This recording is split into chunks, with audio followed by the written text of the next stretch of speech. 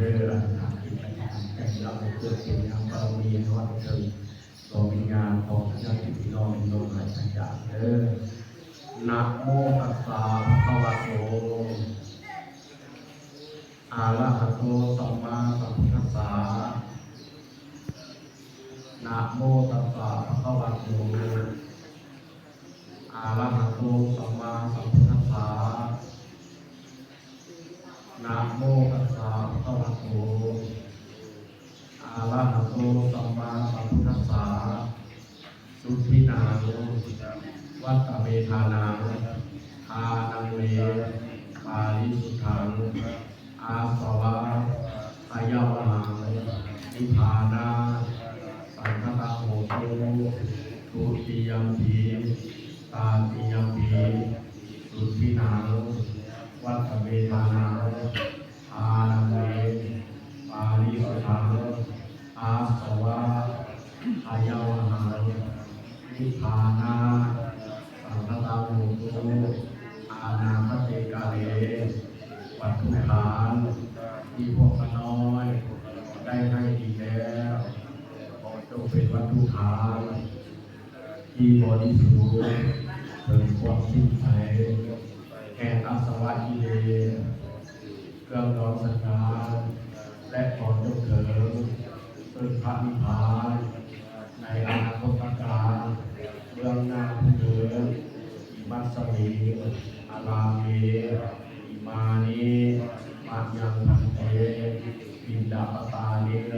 คัตตานิทิปโพธนานิกัปปะลุขังปัจจยทานังสัพปริวารังภิกขุสังฆัสสะโอโนสยามะปาตุโนพันเต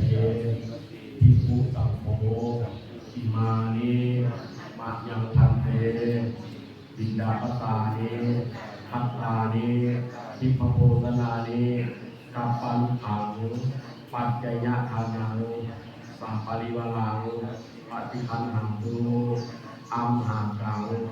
อิขาลังกังอิสายาสุขายาอาภิธานอาภิคุโสเจริญพวกข้าน้อยทั้งหลายขอน้อมถวายซึ่งเขาเป็นชาวา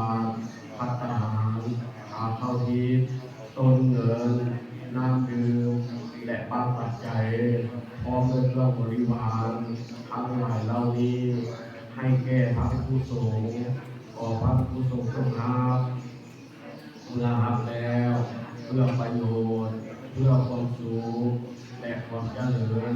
แก่พวกข้าน้อยทั้งหลายหมายมีเจ้าภาพเจ้าศรัทธาครอบครัวนางแสนตะวันแก้วพิลาไลและอายเกยน้องพร้อมด้วยลูกหลานญาติพี่น้องได้มีใจเลื่อมใสศรัทธาในพุทธศาสนาจึงได้พร้อมใจกันทำบุญถวายภัตตาหารพาเข้าทิศสามพาต้นเงิน3 ต้นเพื่อจะขออุทิศส่วนบุญส่วนกุศลไปให้แก่ดวงวิญญาณของญาติพี่น้องผู้ที่ร่วงรับไปแล้วนั้นผู้มีพระคุณทั้งหลายซึ่งมีรายชื่อดังต่อไปนี้พาเข้าทิศที่1พร้อมไปต้นเงิน1 ต้นอุทิศให้แก่เมตุบุญพ่อตุ้มหอยพาเข้าทิศที่2พร้อมไปต้นเงิน1 ต้นอุทิศให้แก่พ่อโจมพ่อตุ้มทองดีพาเข้าทิศที่3พร้อมด้วยต้นเงิน1 ต้นอุทิศให้แก่พ่อตุ้มทิศกุศดีเป็นตู้สีและเจ้ากรรมนายเวรเจ้าทินเจ้าฐานเจ้าดินเจ้าดอนและเทวดาทั้งหลายที่ปกปักรักษาเงินสารปันซองขอให้ทอดให้ถึงในเวลาวันนี้ด้วยเถิดถ้าได้ทำแล้วถ้ายังสุขอยู่ก็ขอให้พ้นจากทุกข์ถ้าได้ถึงสุขแล้วขอให้สุขยิ่งขึ้นไปจนตับเข้าสู่พระนิพพานในอนาคตการเบื้องหน้าทุกเถิดอีกประการหนึ่งพวกข้าน้อยขอเดชะกุศลบุญบารมีทั้งหลายที่ได้ทำลงไปแล้วขอจงเป็นอุปนิสัยปัจจัยต่อเนื่องผลหา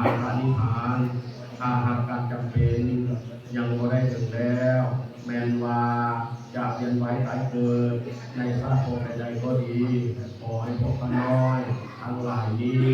ได้พ้นจากสัพพทุกข์ทั้งปวงขึ้นชื่อว่าความเห็นใจให้ทรัพย์อปัญญาเหมือนดังในสัตว์นี้ขออย่าได้ดีเลยขอผลบุญที่พวกข้าน้อยได้กระทำนี้จงสถิตสะท้อนยอดขึ้นมาปกปักรักษาเจ้าภาพเจ้าศรัทธาและบรรดาญาติพี่น้องทั้งหลายที่มาร่วมทำบุญในวันนี้จงปกป้องแต่ความสุขความเจริญในหน้าที่การงานการเงินปฏิฐานฐานสารสมบัติปราศจากโรคภัยไข้เจ็บอายุอ้วนคนยืนและขอให้พวกข้าน้อยทั้งหลายนี้ได้ปราศจากใจที่เป็นอกุศลนำด้วยเถิดสาธุเลยครับสา สาธุสาธุสาธุอนุโมทามิ